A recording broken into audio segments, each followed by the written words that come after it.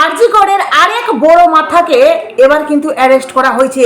মানে সেই মাথা ডাইরেক্ট মেয়েদেরকে হুমকি দিচ্ছিল যে বেশি বাড়াবাড়ি করলে সেই তিলোত্তমার মতো রূপ দেখানোর তাদেরকে হুমকি দেওয়া হচ্ছিল। এবার ব্যক্তিটি কে, চলুন আপনাদেরকে ডিটেলসে সবটা বলবো। চলুন প্রথমত আপনাদেরকে বলি যে মনে পড়ছে বন্ধুরা যে আরজি করের তিলোত্তমাকে নিয়ে যে প্রতিবাদ হয়েছিল, মানে গোটা বিশ্বে যে তিলোত্তমাকে নিয়ে প্রতিবাদ হয়েছিল, এমনকি টলিউডের বিভিন্ন অ্যাক্ট্রেস, বিভিন্ন নায়িকা, বিভিন্ন অভিনেত্রীরা তারা কিন্তু পথে নেমেছিল। সেই পথে নামাতে মেয়েদেরকে রীতিমতো হুমকি দেওয়া হচ্ছিল যাতে তিলোত্তমার সাপোর্টে কেউ বাড়ি থেকে না বের হয়। এবার আপনাদেরকে পুরো ডিটেলসে বলছি, একটু মনোযোগ দিয়ে শুনুন। বলছে টলিপাড়ার ত্রাস সৌরভ বিশ্বাসের গ্রেপ্তারি হতেই মুখ খুলতে শুরু করেছেন একাধিক তারকা। টালিগঞ্জে থ্রেড কালচার চালানোর ভুরি ভুরি অভিযোগ উঠেছে তার বিরুদ্ধে। মানে এই সৌরভ বিশ্বাস নামে যে ব্যক্তিটি রয়েছে, সেই ব্যক্তিটির নামে একাধিক অভিযোগ এখন উঠতে শুরু করেছে। প্রত্যেকে এক এক করে মুখ খুলছেন, কারণ এই সৌরভ বিশ্বাসকে অ্যারেস্ট করা হয়েছে।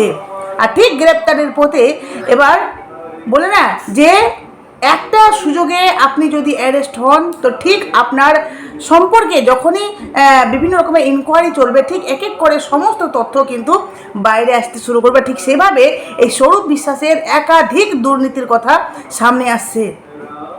যেখানে দেখুন বলছে যে স্টুডিও পাড়ায় তোলাবাজি, শ্লীলতাহানি ও হুমকির অভিযোগে গ্রেপ্তারি হওয়া সৌরভ বিশ্বাসকে ঘিরে সামনে আসছে একের পর এক নানান অভিযোগ। এবার মুখ খুললেন টলি অভিনেত্রী দেবলীনা দত্ত। তিনি জানান, আরজি কর আন্দোলনের সঙ্গে যুক্ত হওয়ার পর দেখেছি হাতে যা কাজ ছিল সবটাই চলে গেছে। বুঝতে পারছেন?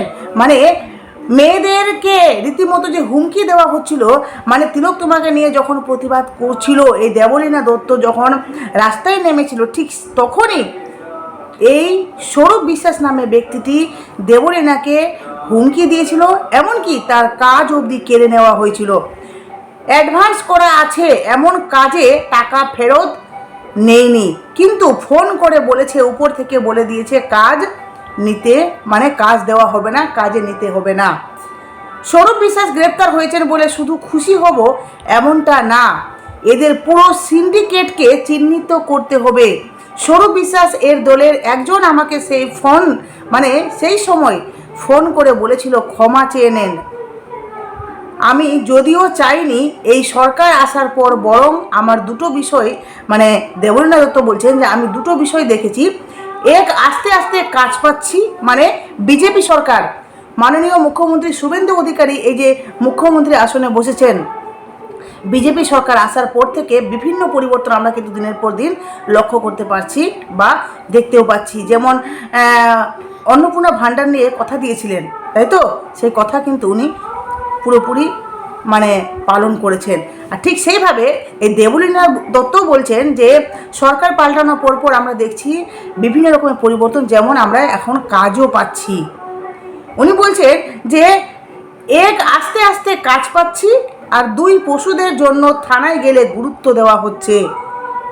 মানে আপনারা জানেন যে নতুন সরকার কিভাবে পশুদেরকে নিয়ে রীতিমতো একটা প্রতিবাদ বা রীতিমতো পদক্ষেপ নেওয়া হচ্ছে, যেখানে আপনারা জানেন যে গোমাতাকে কাটা অবধি বারণ করা হয়েছে। তো দেবলীনা দত্ত বলছেন যে পশুদেরকে নিয়ে এখন যদি আমি কোনো কমপ্লেন করতে যাই সেটা কিন্তু গুরুত্ব দেওয়া হচ্ছে, অ্যাক্টিভ হয়ে গেছে। আগে এরকম কিন্তু ছিল না, পশুদের কিছু হলে অন্য চোখে দেখা হতো। ইতিমধ্যে যার অভিযোগ গ্রেপ্তার করা হয়েছে সৌরভ বিশ্বাসকে, সেই মেকআপ আর্টিস্টও এতদিন ধরে জমা সমস্ত ক্ষোভ এবার উগরে দিয়েছেন। পুলিশ সূত্রে জানা গিয়েছে রিজেন্ট পার্ক এলাকার এক মহিলা মেকআপ আর্টিস্টের দায়ের করা অভিযোগের ভিত্তিতে তদন্তে নামে নিউ আলিপুর থানা। তারপরের গ্রেপ্তার হন প্রাক্তন মন্ত্রী অরূপ বিশ্বাস, মানে এই অরূপ বিশ্বাসের ভাই লীনা গঙ্গোপাধ্যায়ের ছেলে তথা বাংলা ধারাবাহিকের প্রযোজক অর্ক গাঙ্গুলি। জানিয়েছেন এই গ্রেপ্তারি স্বস্তি দিচ্ছে, তবে এটা হিমশৈলের চূড়া মাত্র। সৌরভ বিশ্বাস তো শুধু একা নন, তিনি যে গোটা সিন্ডিকেটটা চালাতেন সবারই শাস্তি হওয়া প্রয়োজন বলে মনে করছেন। কারণ সৌরভ বিশ্বাস একাই তো এত রব ঝাড়তে পারেন না, যেভাবে থ্রেড কালচারের সঙ্গে একাধিক ব্যক্তি জড়িত, ঠিক সেইভাবে একাই তো একটা মানুষ সাথে কিছু করতে পারে না, তার সাথে পুরো দল রয়েছে। সেই পুরো দলটাকে, পুরো সিন্ডিকেটটাকে মানে পতন করতে হবে, তারপরেই কিন্তু এই অন্যায়গুলো মানে অন্যায় যে ঘটনাগুলো ঘটছে বা যে অন্যায় করছে তাদেরকে দমন করা যাবে।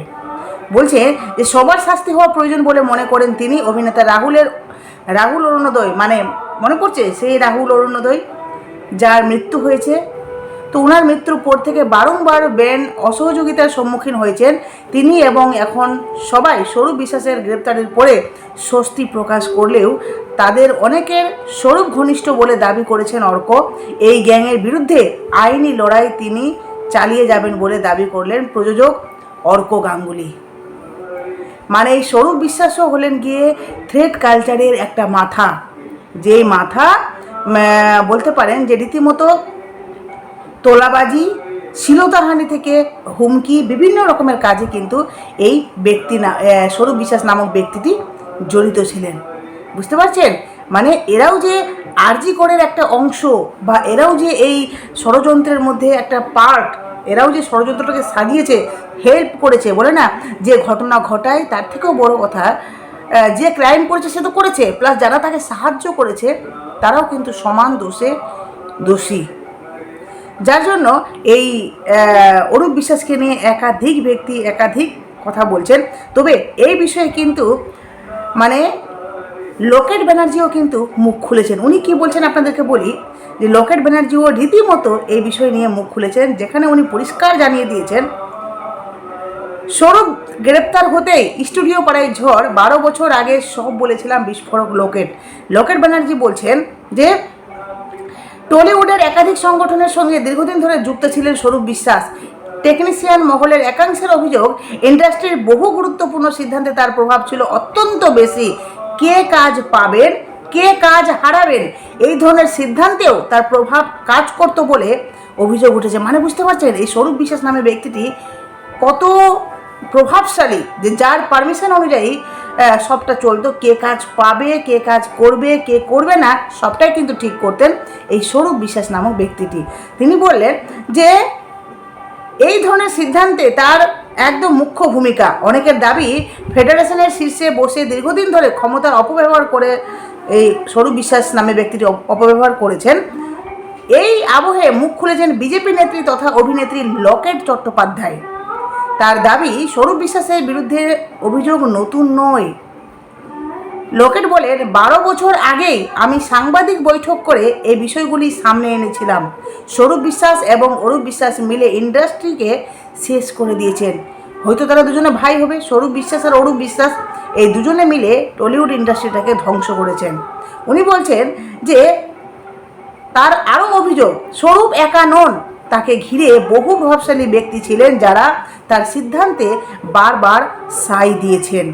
লোকেটের দাবি টলিউডে বহু শিল্পী ও টেকনিশিয়ান কাজ হারিয়েছেন কিছু প্রভাবশালী ব্যক্তিদের কারণে। তাদেরও তদন্তের আওতায় আনা উচিত। মানে আরজি করে যে তদন্ত হচ্ছে ঠিক সেইভাবে এই ব্যক্তিগুলোকে তদন্তের আওতায় আনা উচিত।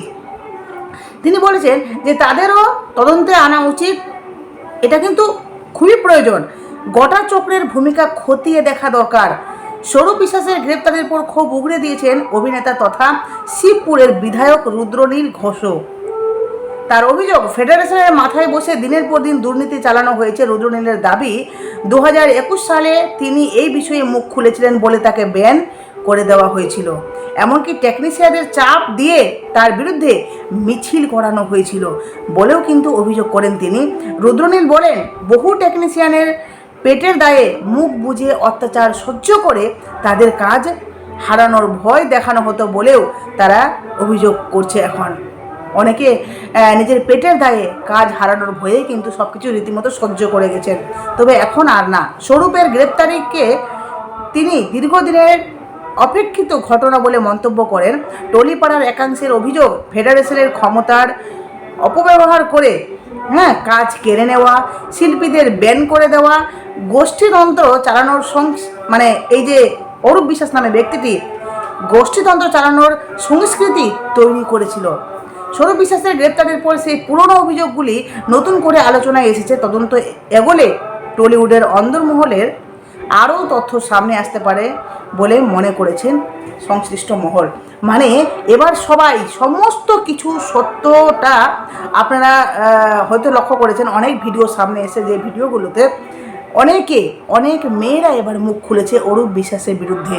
কারণ অরূপ বিশ্বাসকে এই যে গ্রেপ্তার, এই যে উনি দিনের পর দিন যে অন্যায় করে গেছেন, অনেক মানুষ তো ভয়ে ভয়ে চুপচাপ থেকেছে, কিন্তু আর না, মানে 18 জুন পর্যন্ত পুলিশ হেফাজতে নিয়েছেন এই অরূপ বিশ্বাসকে, যেখানে রীতিমতো শুরু হয়েছে একের পর এক বিভিন্ন রকমের কমপ্লেন, বিভিন্ন রকমের সত্য সামনে আসতে শুরু করেছে।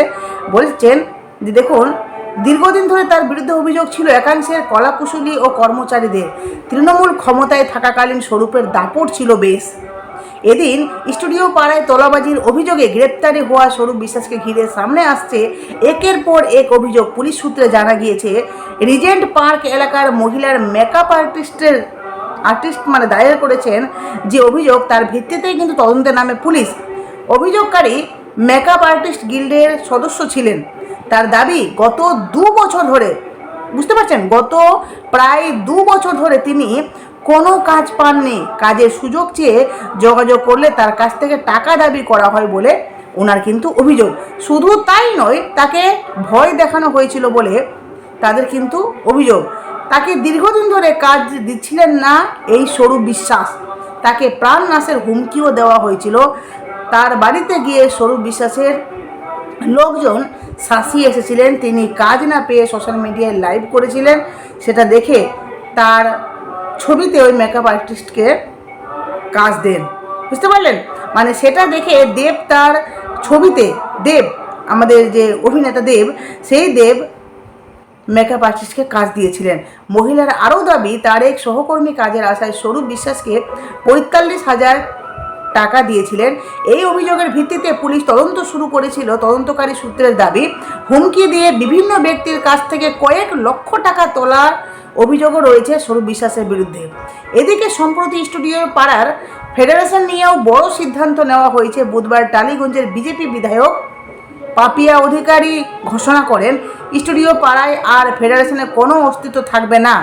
তার দাবি ভবিষ্যতে দিল্লি থেকে এই ব্যবস্থা নিয়ন্ত্রণ করা হবে। পাপিয়া অধিকারী জানান টলিউডের সমস্ত কলা কুশলীকে দিল্লি ভিত্তিক ইস্টার্ন ইন্ডিয়া মোশন পিকচার্স ফেডারেশনের আওতায় আনা হবে। চলচ্চিত্র শিল্পকে দুর্নীতিমুক্ত এবং স্বচ্ছ করে তোলার লক্ষ্যই এই পদক্ষেপ নেওয়া হয়েছে বলে তিনি দাবি করেন।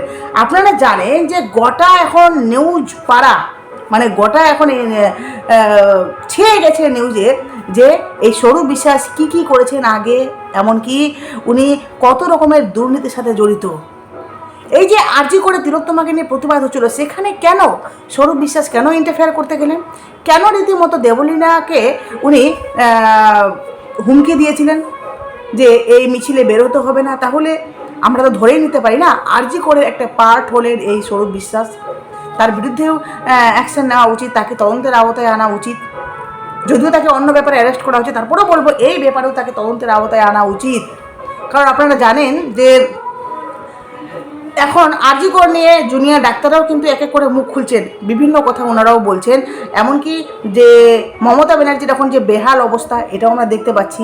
মমতা ব্যানার্জি কী হচ্ছেন, দলের অবস্থা, তৃণমূল দলের যে দল, সেই দলটা তো এখন মানে এমন অচল অবস্থা, দলে লোকই নেই। মমতা ব্যানার্জি ধর্নায় নেমেছেন, উনি যে আন্দোলন করছেন, সেই দলে লোকই নেই। কোথায় গেল সেই সমস্ত লোকগুলো, কোথায় গেল? তো এতদিন মমতা ব্যানার্জি নিজের গায়ের জোরে বা যে চেলা চামুন্ডা ছিলেন, তারা দুর্নীতির সাথে এমনভাবে জড়িত যে তারা এই শুধুমাত্র মমতা ব্যানার্জির দলে থেকে শুধুমাত্র চুরিই করেছে, তাই না? যে সত্যগুলো এক এক করে আমাদের সামনে আসছে। তো যাই হোক, আপনারা সমস্তটা শুনলেন, সমস্তটা জানলেন। আর এই অরূপ বিশ্বাসের নিয়ে আরও অনেক জলঘোলা হবে, আরও অনেক তথ্য সামনে আসবে, অনেক তদন্ত চলছে। জাস্ট আমরা অপেক্ষা করি আর দেখতে থাকি। দেখুন না, আরও কত বড় বড় মাথা আমাদের সামনে আসছে। কারণ এক এক করে সমস্ত মাথাদেরকে যে ট্রেনের সামনে নিয়ে আসা হবে, এটা তো আমরা বুঝতে পারছি। আরজি করে খেল শুরু হয়ে গেছে। আপনারা দেখছেন না যে রত্ন দেবনাথ মানে তিলোত্তমার মা নিজে বলেছিলেন যে আমরা আশা করছি, এখন তো আমরা বিশ্বাসী যে মেয়ের বিচার পাবোই পাবো। কারণ অনেকটা আমরা এগিয়ে গেছি। আর সেই আগার পথে যে মুখ্যমন্ত্রী আমাদেরকে আস্থা দিয়েছেন সেটা আমরা বিশ্বাস করি যে পাবো আমরা আগামীতে। যাই হোক, আমরাও আশা করছি তিলোত্তমার বিচার হবে আর এক এক করে মাথার সামনে আসে, তাতে কিন্তু ভালো লাগছে যে না আমাদের মুখ্যমন্ত্রী কাজ করছেন। যাই হোক।